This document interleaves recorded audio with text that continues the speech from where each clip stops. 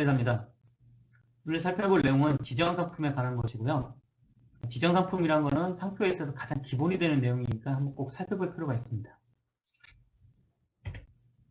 이와 관련해서 2021년 1월 7일에 특허청에서 보도자료를 배포했는데요. 그 내용을 보시면 소프트웨어와 관련 상표 출원 시 용도를 기재하세요 라고 되어 있습니다. 아니, 상표 출원하는데 무슨 용도를 기재하냐, 이런 게 좀 의아하실 수도 있긴 한데 그거에 대해서 한번 살펴보고요. 전체적으로 상표 출원에 있어서 상품이 무엇인가, 이 부분도 한번 살펴보도록 하겠습니다.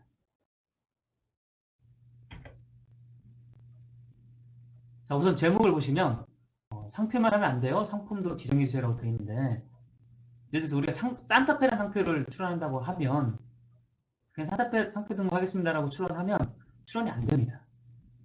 특허청에서는 이 산타페라는 상표를 어떤 상품에 쓰실 건가요? 라고 특정해 올 것을 요구합니다.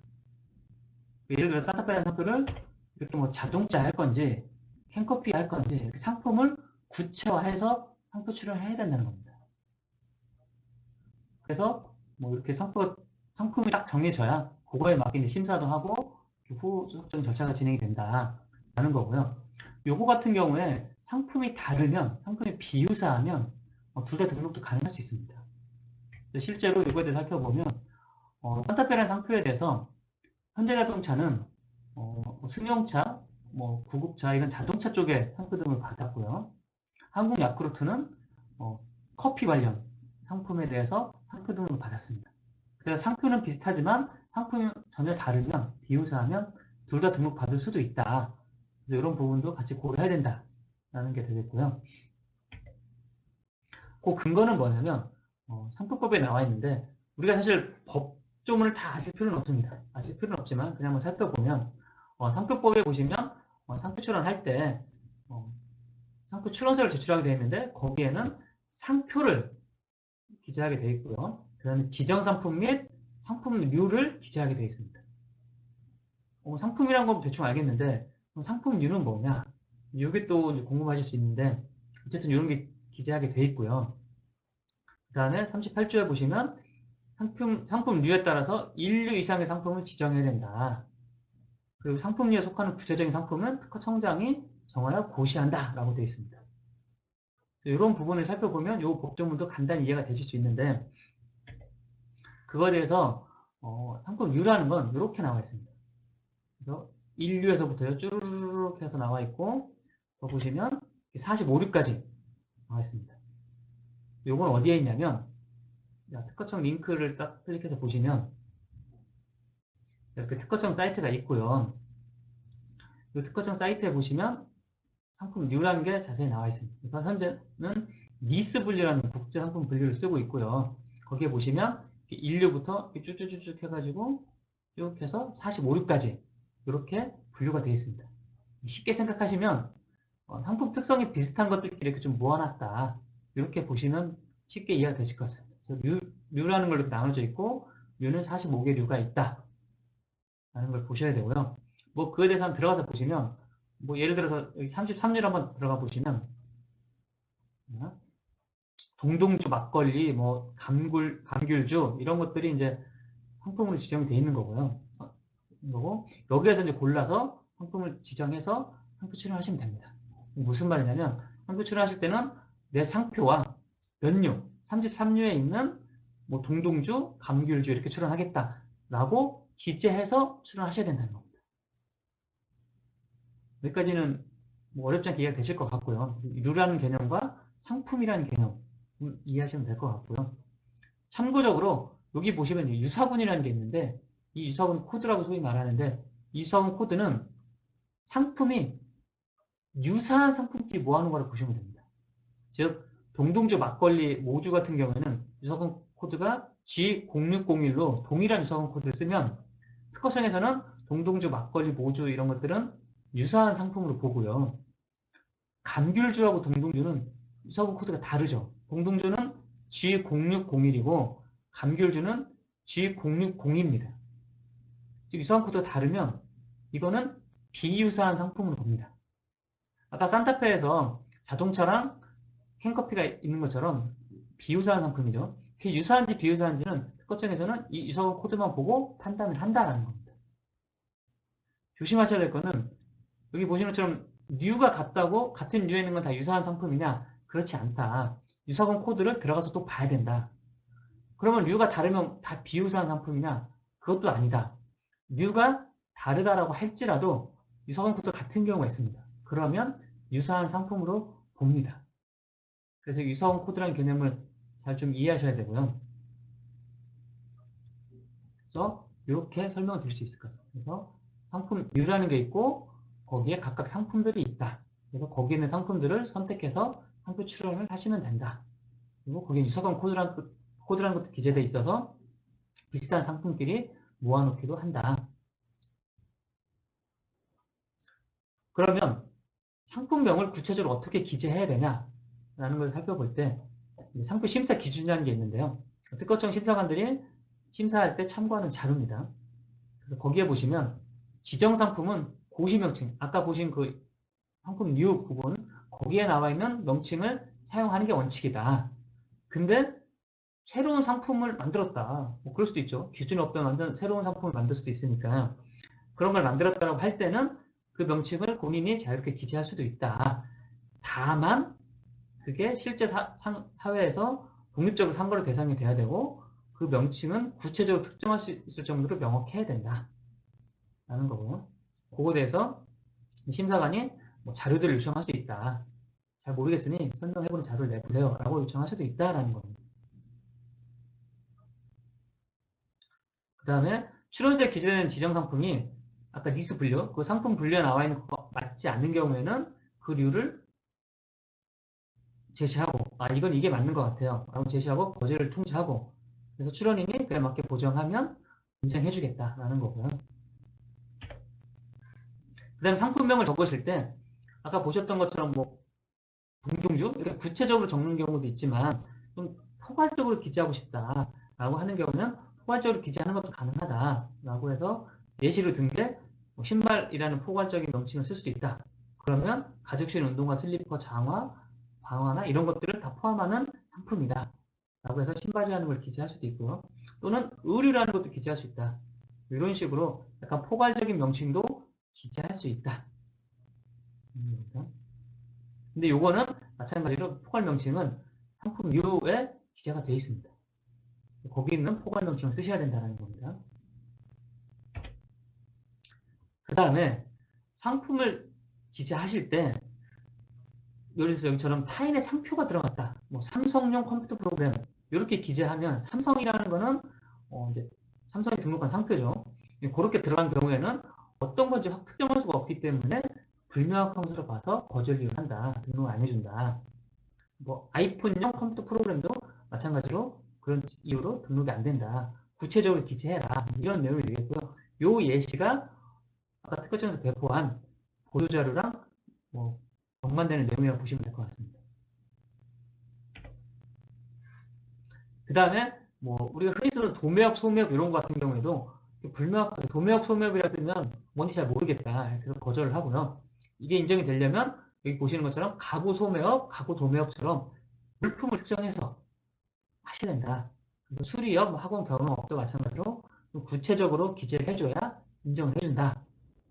라는 겁니다. 이게 그럼 우리 상표 출원하는 거 무슨 연관이 있냐 뭐 알아서 해줄 텐데 이게 아니라 이 뉴라는 거는 상표 출원하는 비용과 직접적으로 연관이 됩니다. 그래서 그 특허청에 제출하는 그 수수료를 한번 살펴보면 상표 같은 경우에는 1 상품류 구분마다 62,000원 플러스 가산금이 붙는다 라고 되어 있고요. 땡땡 표시해놓고 특허청에서 고시하는 상품 명칭만 사용하는 경우에는 1 상품류마다 56,000원 그 다음에 가산금이 붙는다. 즉 상품류 한 개마다 56,000원이고 플러스 가산금이 붙는다. 가산금은 뭐냐? 여기 밑에 보시면 1 상품류 구분의 지정상품이 20개를 초과하는 경우는 초과 지정상품마다 2,000원씩 붙는다. 즉 21개가 되면 56,000원 플러스 2,000원 22개가 되면 56,000원 플러스 4,000원 이런 식으로 된다는 의미입니다. 그래서 상품을 어떻게 기재하냐에 따라서 비용이 달라질 수 있다 라는 거고요. 이에 대해서 좀 구체적으로 살펴보면 예시를 들어 설명드려 보겠습니다. 자, IP 케이스라는 상표가 있다라고 할 때 이걸 출원한다. 근데 첫 번째 사례, 지정 상품인 뭐 전자학경, 투노, 조율, 해머처럼 15류에 있는 상품 중 19개 이렇게 지정했다. 라고 하면 자, 상품류는 뭐죠? 15류 1개.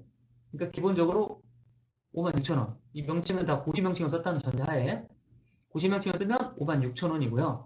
상품이 19개죠. 그럼 20개가 안 넘었으니까 가산료는 없다. 그럼 빵원 해서 56,000원이 되는 거고요. 자, 두 번째 케이스 같은 경우엔 똑같은 15류인데 상품이 쭉쭉쭉쭉 해가지고 21개입니다. 그럼 20개를 초과했죠. 초과한 건 몇 개? 1개가 초과했다. 라고 하면 자, 모두 고시명칭을 사용했다는 전자에 기본 류가 1개니까 56,000원 플러스 20개 초과한 거 몇 개? 하나. 그러면 이제 가산료 2,000원 하면 56,000원 플러스 2,000원 해서 58,000원 이렇게 된다는 겁니다. 여기까지 쉽게 이해를 하실 수 있을 것 같고요. 그 다음에 요 케이스 같은 경우 3번 케이스 같은 경우에는 지정 상품이 기타 디지털 피아노 운동화 유니폼 모자로 5개입니다. 상품이 5개밖에 안 돼요.